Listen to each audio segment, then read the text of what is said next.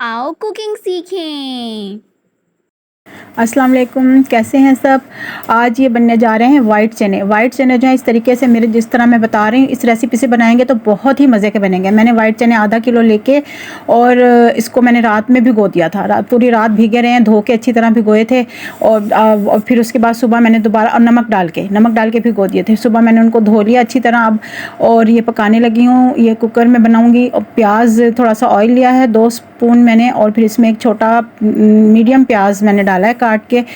ये कट करके डाल देना है इसको। अब चनों के साथ हमने प्याज को ब्राउन करना है। अब ये जो चने हैं ये दोबारा मैंने वॉश कर लिए हैं और ये डाल दिए हैं, और इसको इतना फ्राई करना है, समझे आप फ्राई कर रहे हैं चनों को खूब अच्छी तरह, कम से कम 20 मिनट तक इसको ना भूनना है। पहले इस तरह करना है, बगैर मसालों के अच्छी तरह भूनना है। फिर अदरक लहसुन जो है ना वो डालना है। अदरक मैंने डाली है पीस के 1 टेबल स्पून, और लहसुन को मैंने ऐसे साबुत डाल दिया है। और टमाटर लिए हैं, इसमें मैंने 2 टमाटर हैं और थोड़ी सी प्याज है, और एक लहसुन के 7-8 जवे हैं। ये डाल के अच्छी तरह अब इसको फिर भूनना है, भूनते रहना। जितना ज़्यादा ये भुनेंगे इसमें मीठा सोडा वगैरह कुछ भी नहीं डाल के भिगोती, क्योंकि वो डालें ना तो फिर वो उसका ना छिलका उतर आता है चनों का ऊपर से, वो अच्छे नहीं लगते और गल इतने जाते हैं ज़्यादा कि वो बिल्कुल भी मिक्स होने लग जाते हैं। अब ये खड़े खड़े भी बनेंगे इस तरीके से जिस जैसे मैं बना रही हूँ, और आप लोग आराम से खा लेंगे। ये इसमें मसाले जा रहे हैं, नमक भी डाल दिया मैंने 1 स्पून, और मिर्चें पिसी हुई और सूखा धनिया पिसा हुआ,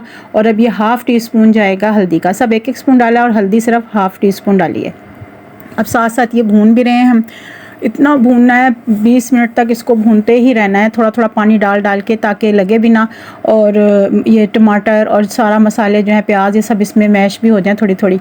इसको खूब भूनना है 20 मिनट तक।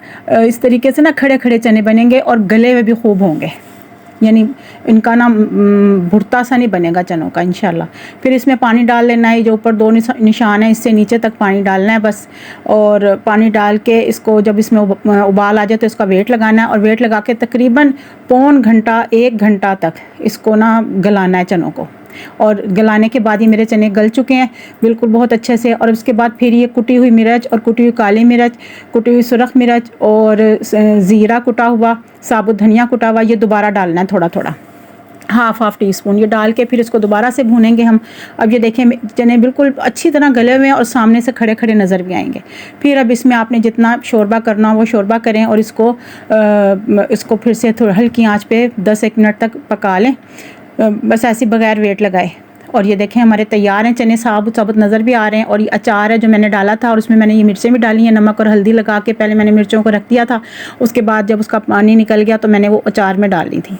तो ये बिल्कुल बहुत तैयार हैं और मज़े के हैं, इसे आप ज़रूर ट्राई कीजिएगा। Press the bell icon and don't forget to like and subscribe.